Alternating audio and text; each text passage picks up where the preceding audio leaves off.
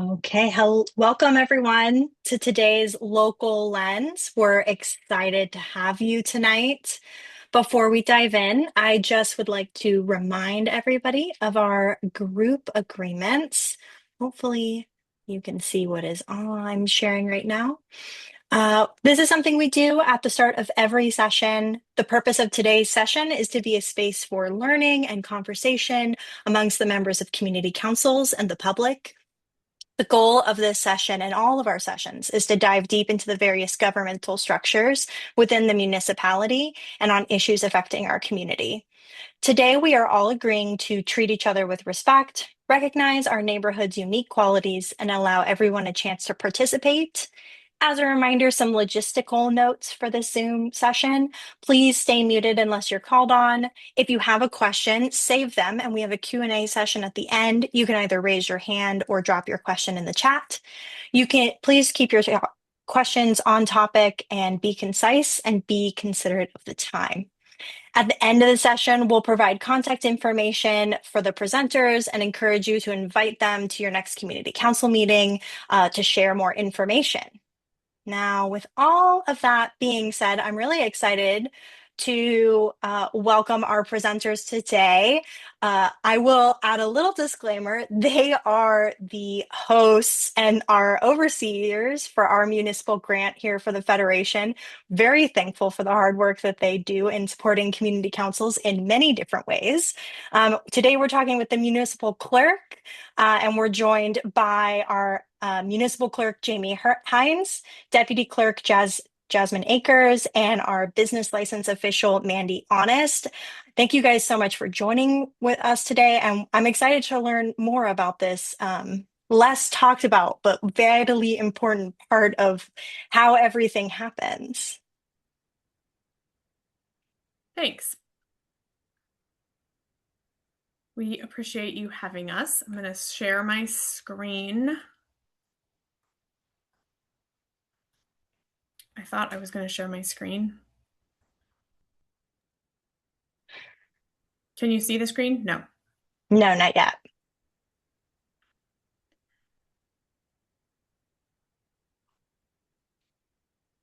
There we go. Oh, I can see the Zoom.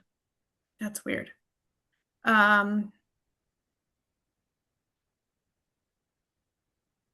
Window. Of course, it always works right before the meeting, but never. There we go. Perfect.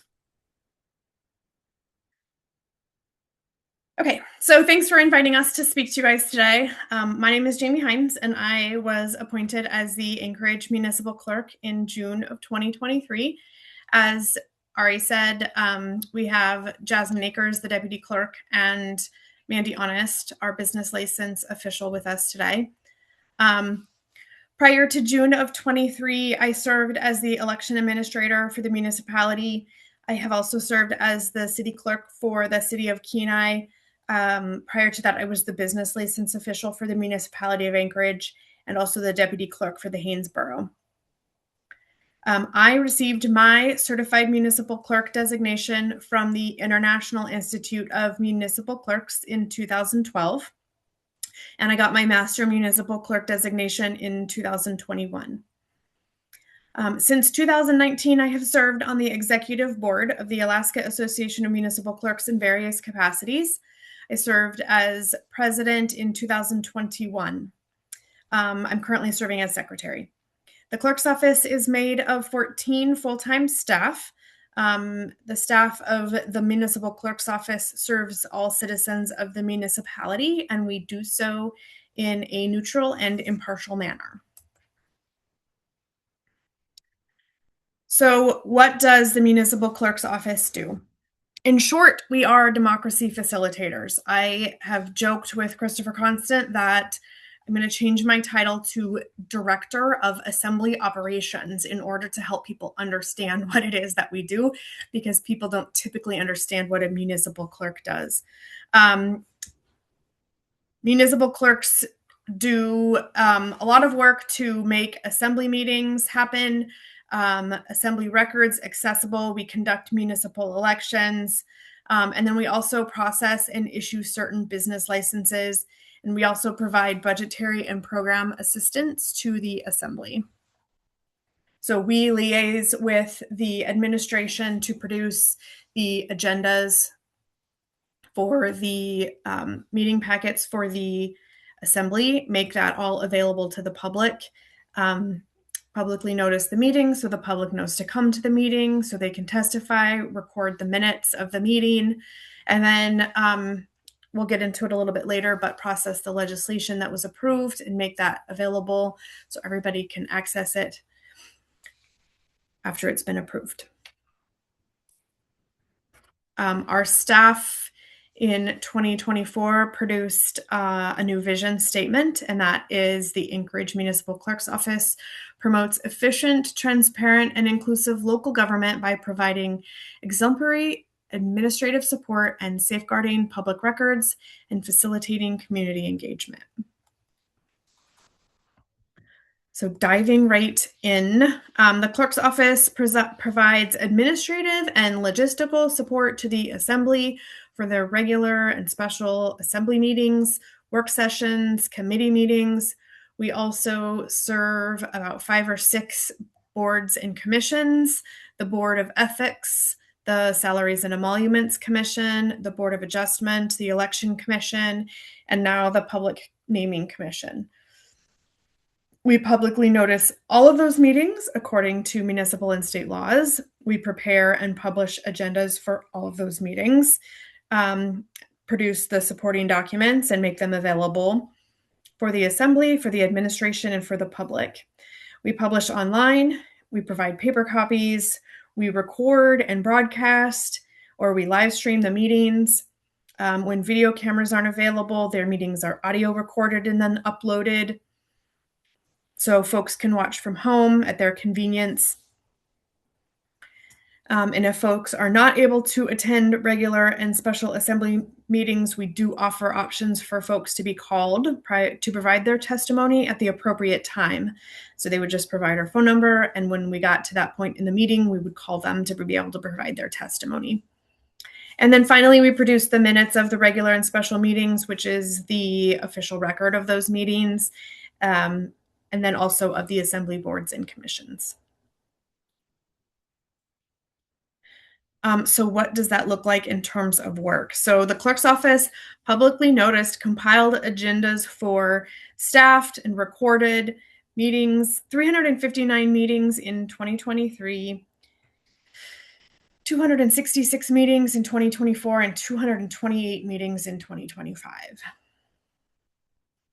You can find those public notices on the municipality's public notice page at muni.org/public notice. That's where you'll find date, time, location, and topic in our public notices. And it's sometimes easier to go by event date rather than the public notice itself. The event date is sorted in a more logical manner.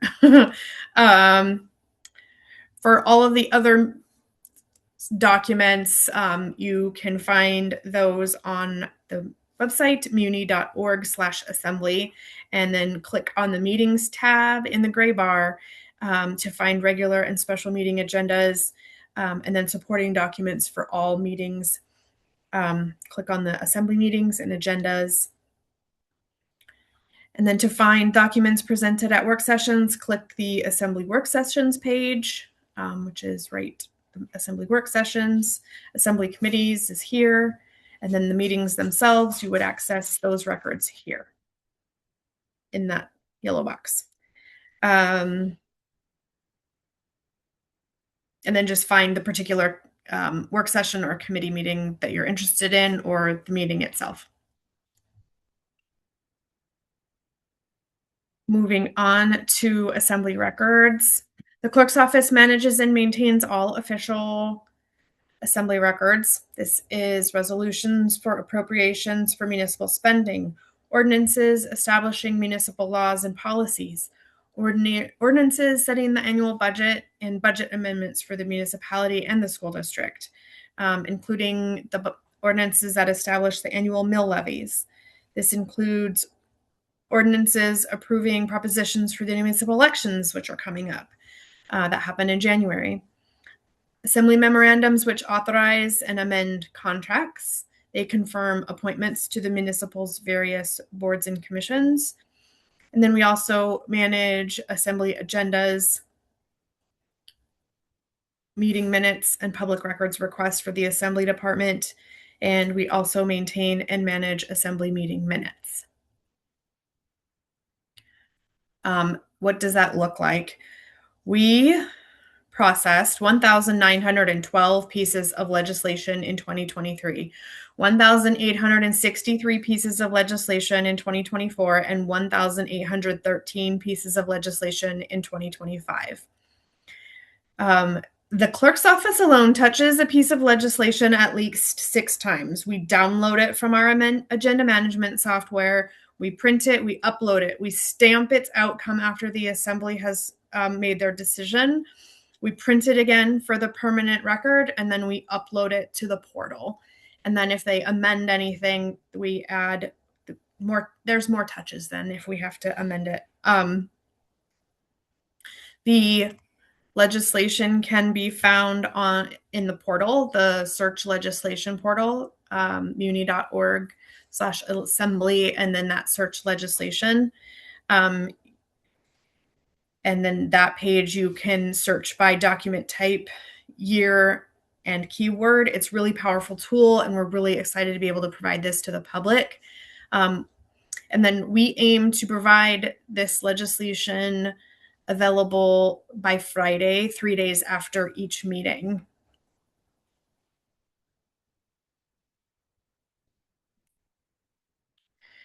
Public records requests we process in 2023, we had 39 public records requests. In 2024, we had 21 public records requests. And in 2025, we had 9 public records requests. We aim to produce the records quickly. This typically means within 2 to 10 days. Occasionally, it will take us up to 30 days when we need additional information from the requester or when the requester needs to pay for those records. Moving on to the election team, the mighty election team implements fair, accurate, secure, and transparent elections. We partner with industry professionals to strategically review and improve election practices. We build and sustain relationships with voters, election workers, and the community through education and communication. And we attempt to increase public involvement in the democratic process of local government. The clerk's office conducts all regular and special municipal elections. Our elections are in April to elect the mayor, assembly members, school board members, limited road service area board members. There's other service area board members, such as fire service area board members, and then to vote on bond propositions and charter amendments. If we were to have a special municipal election, it would be called by the assembly. To conduct our regular elections, we hire approximately 65 temporary election staff. Our staff typically comes back every year, and we also often hire, they also often work for the state elections too, so they're very well versed in elections. Our regular election season kicked off in January with candidate filing. The clerk's office reviews and verifies the candidate qualifications. And then at the same time, the assembly is typically adopting the ordinances for bond propositions and charter amendments that go before the voters. Once we have the slate of candidates and propositions, we create the ballots. Here's a fun fact. Anchorage is divided into 6 assembly districts, 95 precincts, and 24 service areas within all of that. So to ensure that voters are able to vote on what they are entitled to vote on, that means that we have approximately 130 different ballot styles. For example, precinct 120 in South Anchorage, number 2, has 5 ballot styles. They have Mountain Park Estates Limited Road Service Area, Mountain Park Robin Hill Limited Road Service Area, Sequoia Estates Limited Road Service Area. Some of those folks live in Ardsa instead of a limited road service area. And then some of them live in parks and fire service areas or out of parks and fire service areas.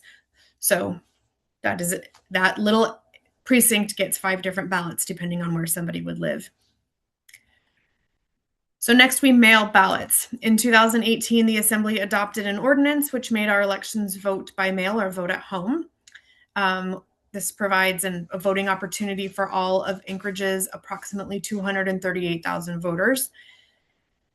In addition to mailing ballots to your address of record in the voter registration database, we also provide voting at 3 Anchorage vote centers. Voters can also vote at a temporary address if they are going to be out of town during the election. They could also vote by fax or email by submitting an application. And we brought on board voting by secure document portal last year. We recognize that people don't always have access to a printer when they are on vacation. And so it's not necessarily easy to print the ballot and affidavit in order to complete it, take a picture of it, and email it back. And so the secure document portal is a way where once you've applied to receive your ballot in this way, you will receive a link, and then you fill in some confidential information along with your voter identifier number, and then you access a link and fill in your bubbles and send it back.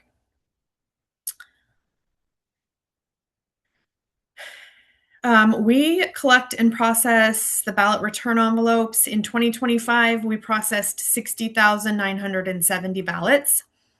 Even though all of those ballots were not opened and scanned, some of those received cure letters, which we didn't get information back on, but we did process them all. On election night, we report election results, and we continue to update those election results as needed and as we continue to process the election returns. So typically Tuesday of election night, and then Wednesday, Thursday, Friday that week. And then the following week, we are typically Monday, Wednesday, and Friday, as we are down to just processing mail and the other outlying various ways of voting, such as voting by email. And then we're processing special need and question ballots. So I just crammed a whole lot of work into a few sentences in a few minutes. That is all a 2-hour tour of the election center. And so we are happy to schedule a tour of the election center. That schedule is currently on the elections website. And if you found a date that worked for you, you could call the election center and sign up for a tour at this point. Let's see. Finally, we provide support to the Election Commission as they conduct their public session of canvass. The Election Commission is who rejects any of the uncured and other ballots that don't meet the code requirements. And then they also prepare their report for the Assembly for certification of the election. So in addition to folks who uncure or don't cure their ballots, which may have a signature issue, people who have voted, maybe their voter registration says that they live out of the municipality of Anchorage, but they've recently moved into the municipality of Anchorage. If they didn't meet that deadline for voter registration, then we would reject those ballots. Ballots are required to be postmarked by election day. And so if we receive them by mail after election day and that postmark doesn't indicate that it was mailed by election day, we also reject those.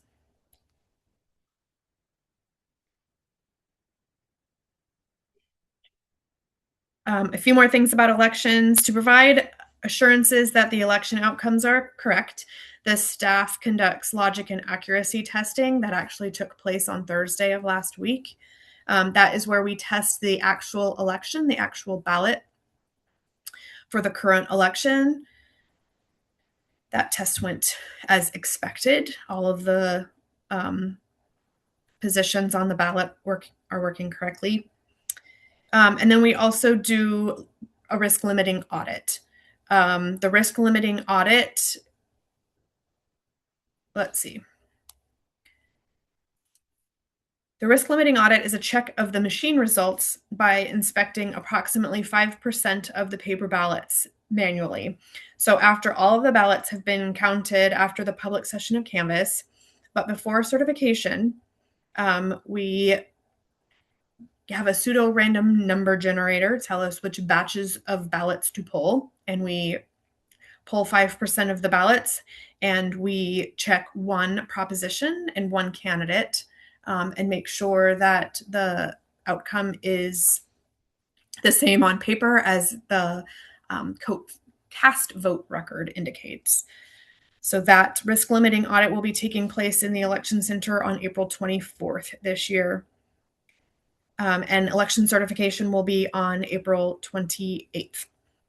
During the off season, the election team updates their procedures, and then also the 241 forms that are used throughout an election. And then we also review the Anchorage election code and recommend changes for the assembly to consider making. Ballot packages will be mailed out next Tuesday, March 17th. And then to find accurate information regarding elections, navigate to muni.org/elections. And here you will find information for voters on candidates, election results, and then frequently asked questions. And then down, this is an image of the page. And so down lower on this main page is where you would find the link to our tours that are currently conducting. There's a tour tomorrow at 5:30. We try to do them about 5:30 and then 1 o'clock in the afternoon, so folks can either come after work or do it on their lunch break. Next up is business licensing. Anchorage Municipal Code Title 10 requires business licensing for certain businesses. We have a team of 2 in the clerk's office who administer this code. Some of the business types are marijuana establishments, carnivals, food and ice cream trucks, tow operators, used automobile display lots. These business owners submit applications to our office. The applications are routed to certain agencies within the municipality, which are specified by code, such as the fire department or land use enforcement. And then the agency review depends on the license type. We circulate to finance for payment of taxes, the fire department for fire code review, the health department to ensure they have the proper health permits. And then once everything is in order, a business license is issued. As you all already know, the state statute provides that the local governments the opportunity to protest alcohol and marijuana licenses. And to facilitate this, our office is notified by the Alcohol and Marijuana Control Office, AMCO, when the licensee has submitted an application. Our office routes that information to our local agencies within the municipality as specified by the code. And then before the 60-day deadline required by statute, we prepare a resolution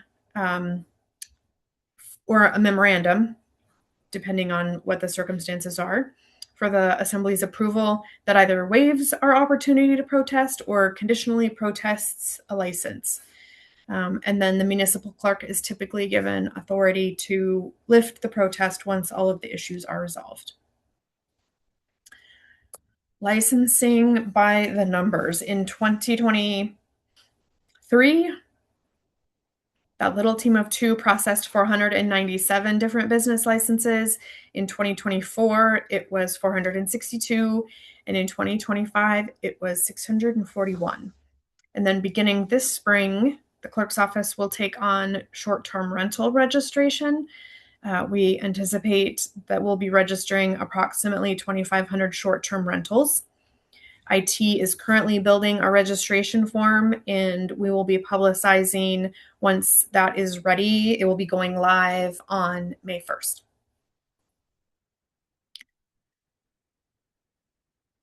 We also have a budgetary and program assistant component.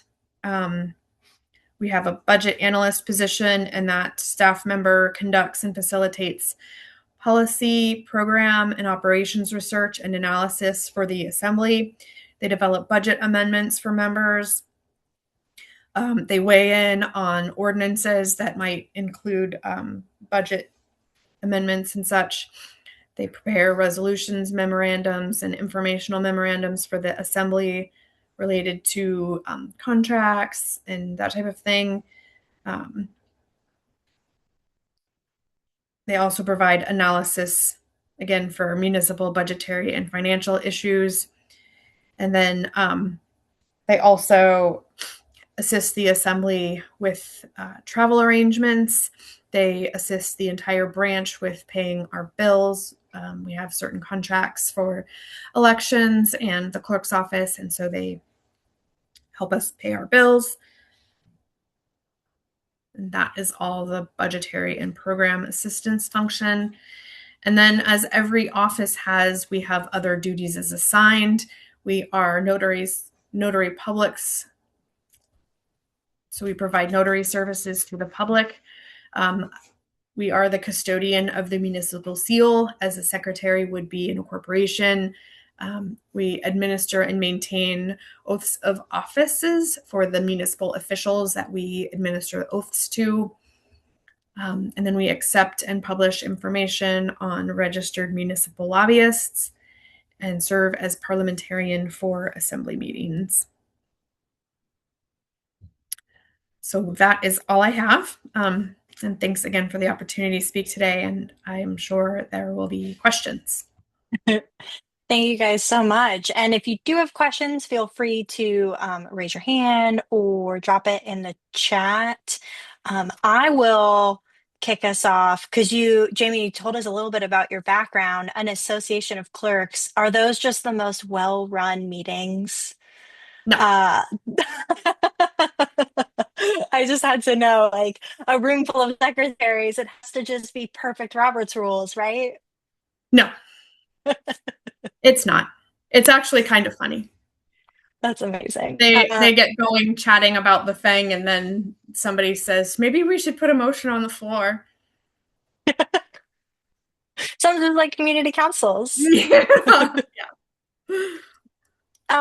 And something you kind of didn't talk about, but I know is a big part of your work is the Open Meetings Act, and kind of you guys are essentially the people who make sure that we're following the Open Meetings Act.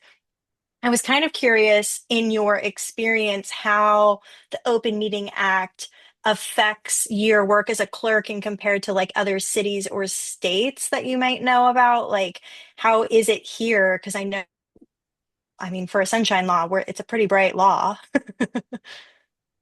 Yeah, so actually that's just all of the public noticing that we do. So all of those meetings that need public noticing, that is a huge function.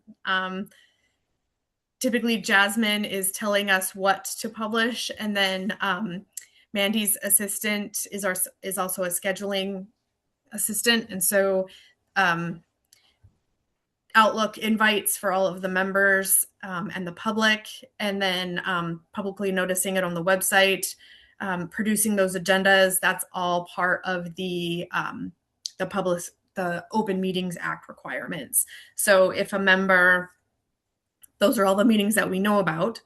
And then oftentimes members will be invited to things like the push-in ceremonies for the fire department and stuff like that. And so somebody will email the entire assembly, and we get those emails as well. And so we will publicly notice that that's something that the members, there might be a quorum of members there, but no business would be transacted. So from our perspective, it's a fairly big function. I would say one full-time staff member does that. And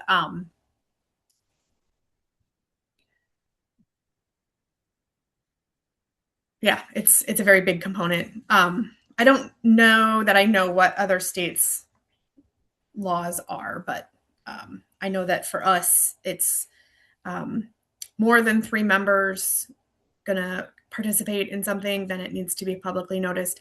And honestly, if they were to make a committee of 2 people, if it was officially made, then the meeting of those 2 people would have to be publicly noticed as well. So we're always reminding them of when meetings need to be publicly noticed. And I have always sent emails. Please do not reply all, so that we don't have a serial meeting.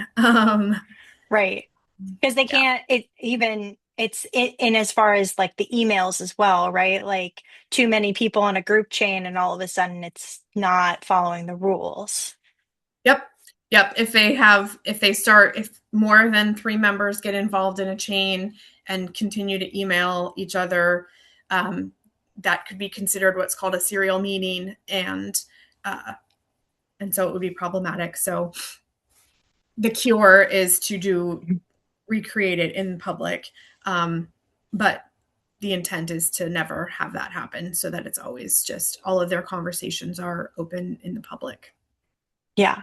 Yeah. Always through staff, right? Yeah. At least that's what my staff person on my commission always tells Yes. me. Yeah. If you want to say something to the rest of the body, put it through staff and staff. I try to explain it as a hub and a wheel, with spokes. So the person sending the email is the hub. And so if staff is the hub and I communicate in spokes out to all of the different members, it's fine until you start connecting the wheel. Hmm. Yeah, that's a great visual. I'm gonna have to use that. Uh, we have a question. Do you have a favorite part of the job? And maybe Mandy and Jasmine might also want to jump in on this question. My favorite part of the job is elections. Mm. I recognize that the public doesn't have a whole lot of opportunity to have a say in there. It's a representative government. And so they are trying to get their point across to these elected officials. But elections are the one way where they do have a strong voice. And so elections is my favorite, although it is quickly becoming exhausting with all that surrounds elections these days.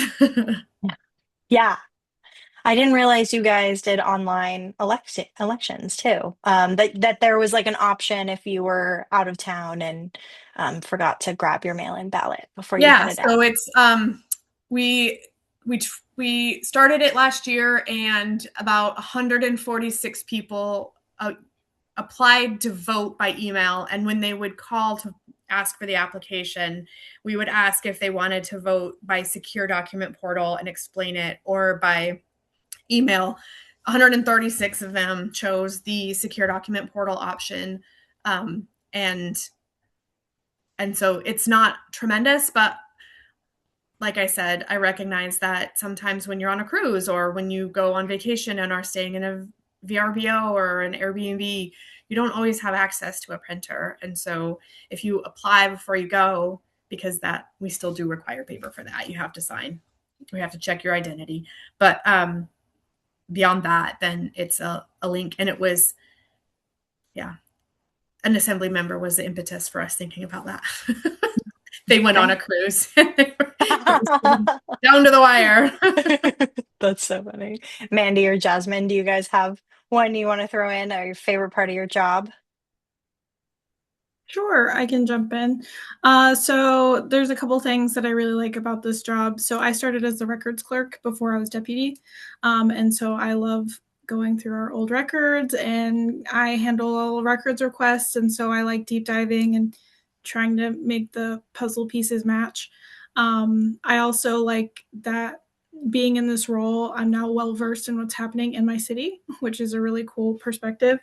Um, and even though we have our set roles, I feel like we're always learning something new every single day. And there's a new challenge that pops up every day. So it doesn't get boring. It's always moving and there's always something new to learn. Yeah, that's really cool. So I think my favorite part, dealing with licensing, It's been really fun to do it for enough years where I've seen some of my licensees who started out as like food trucks move on to open brick and mortar businesses, like watch them Oh, yeah. grow and become like big businesses and flourish. So that's really exciting to see the businesses succeed. And I think my other favorite part, which is selfish, is alcohol has always been fun to see which restaurants or bars are coming into our area and kind of get a scoop on the new, either like fun restaurant or new hip bar. Yeah. So that's kind of You always could been my personal you favorite. could you could write the open shut for Yeah. ADS. Yeah. Yeah, fun fact, in regards to records is the community council's records used to be run through the clerk's office. So, and then the clerk was like, "This is not government," and thus the federation was born. But Yep. yeah, could you imagine also having to run all the community councils today? Oh, that would be a lot. You'd have a much bigger staff. Yeah.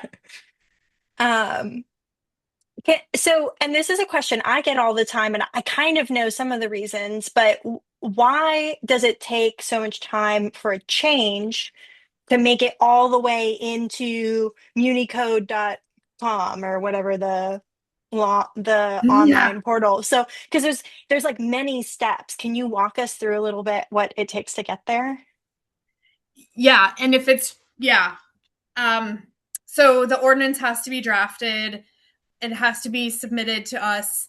It has to be introduced, and then the public hearing has to be at least 7 days later. So we're typically on the 2 week cycle of the meetings. So then it has to be public notice. We have to get public testimony. If they make amendments, we have to do the amendments. And then once it's adopted, we send it to our code publishing company. Right now, we're using Municode. And I can announce now it's official. We have switched to a different provider. And so our online code will be updated monthly now instead of every 6 months. So I had a dream when I came to Anchorage. My code in Kenai was updated monthly. And so one day the municipal attorney reached out to me and asked my opinion, and they got it. And so I put out an RFP and led the team to get a different.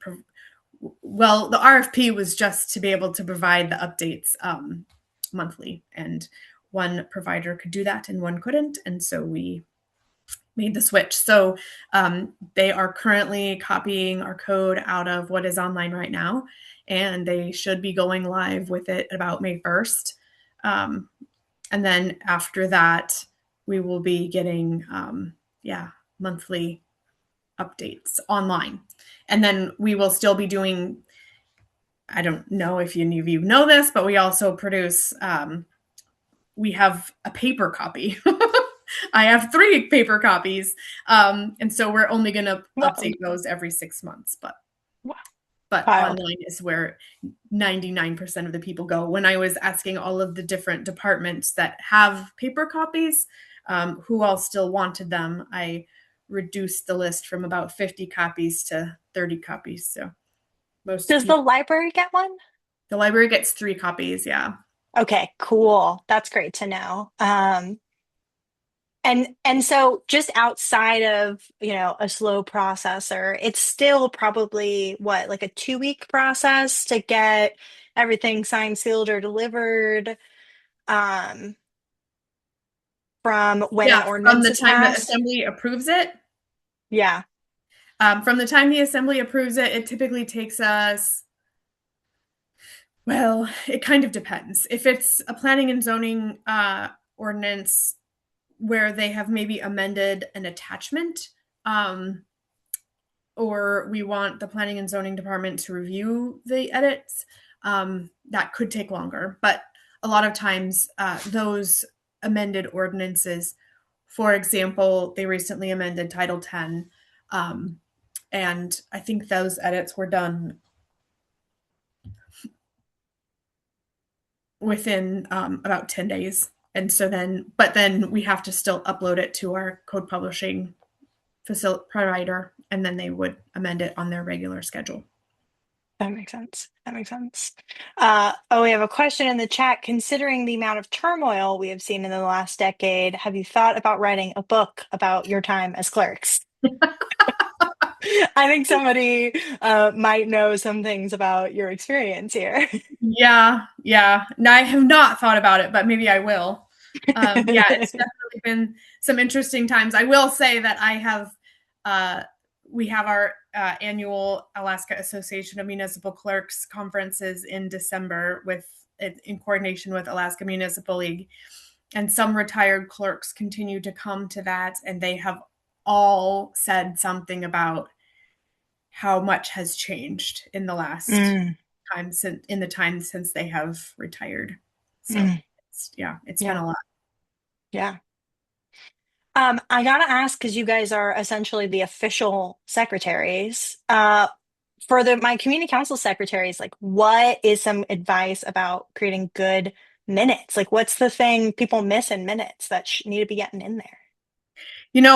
Anchorage is action only minutes. We have put that in the code that we are action only minutes.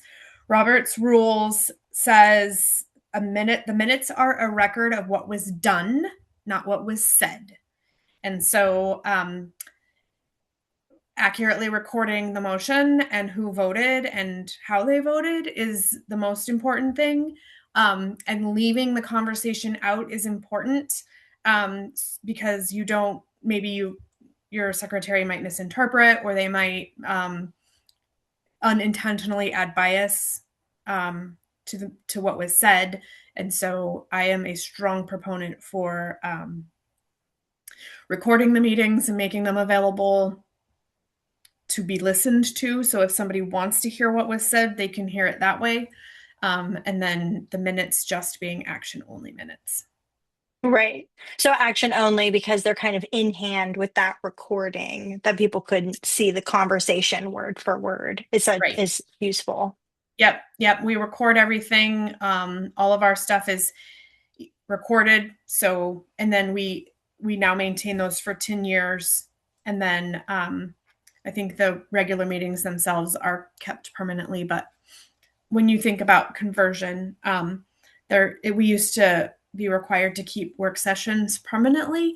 And so I told the current assembly, I have thousands of cassette tapes that I'm going to have to pay to convert to digital, because we can't get cassette tapes anymore and record and even play them.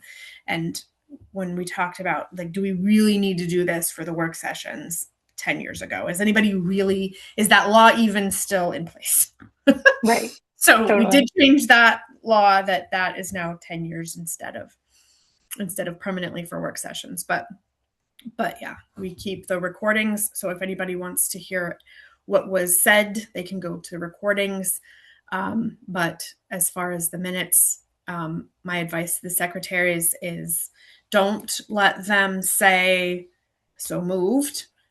Make them say what the motion is so that you're clear. Make them write it out and email it to you if you need to. If you want to display it on the screen so everybody can see it, so that you can edit in the moment if you have that capability. We sometimes do that at the assembly too. So yeah, just throw up a Word document on there.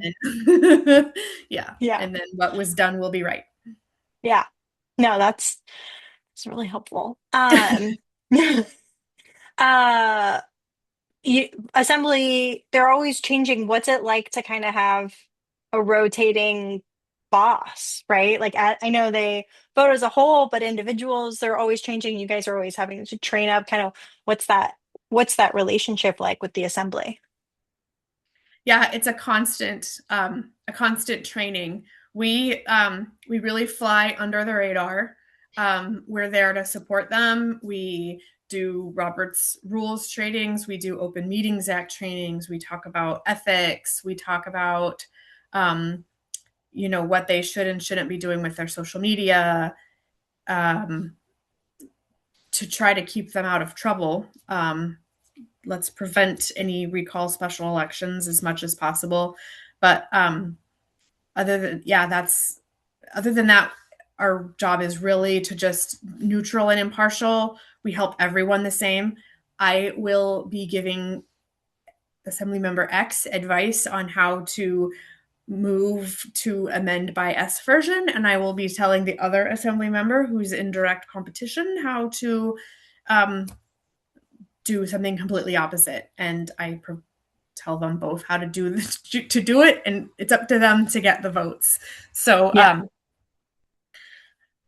it's neutral and impartial, and we just train them and give them the best information that we can, and give them what they need, the packets, the floor amendments,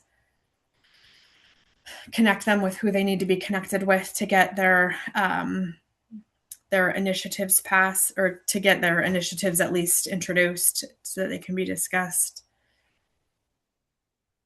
Yes. Yeah. I'm familiar with helping everybody. Yes.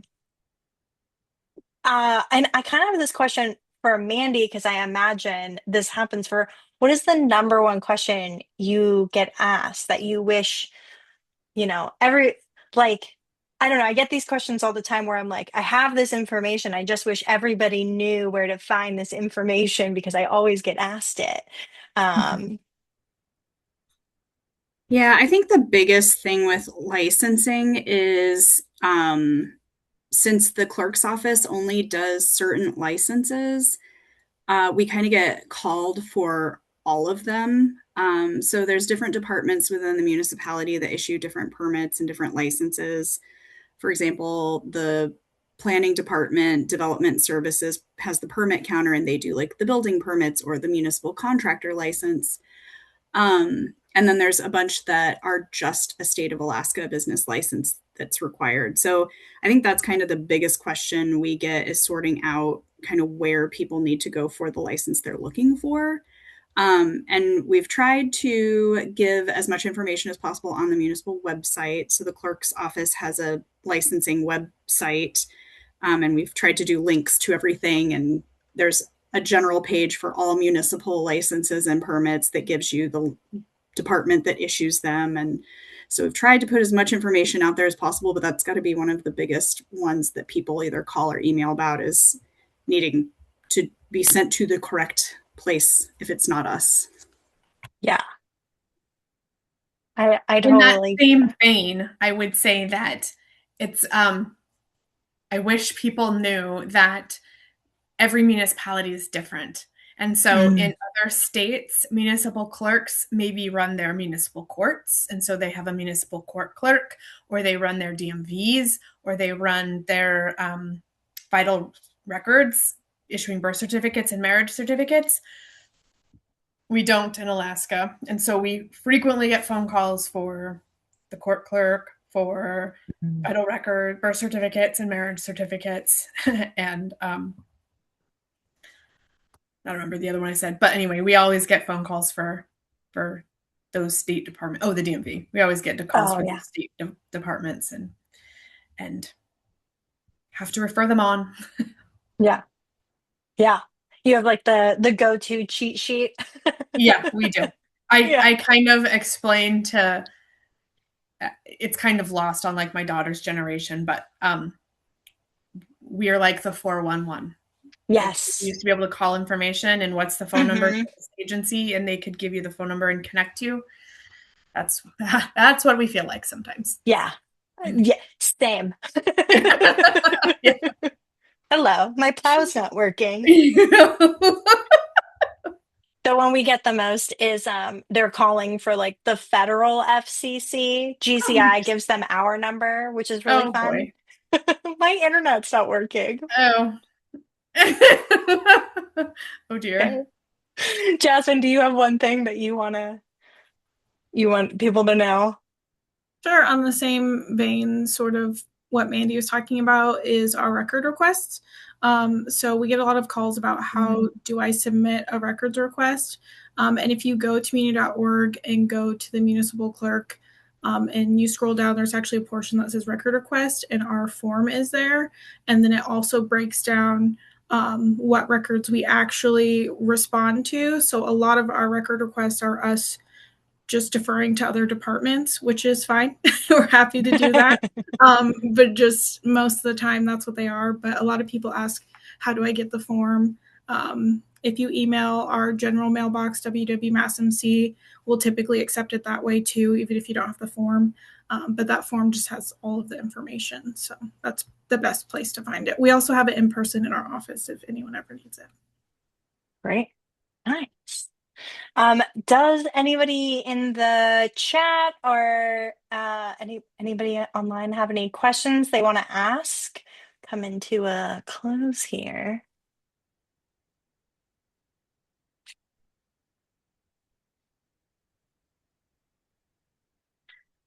Thank you for your work. Always very important. Yes, thank you. We appreciate it.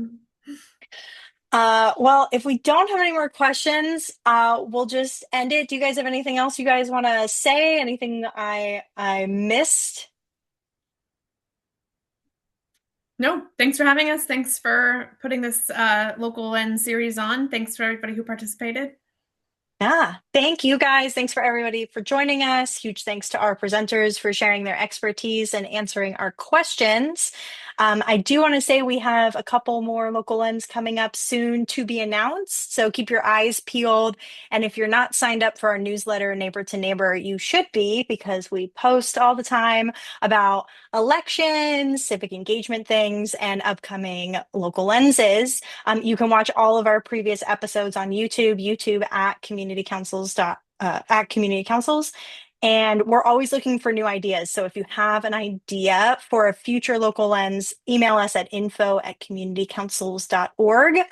Thank you guys so much again, and enjoy your evening. Thank you. Thank you.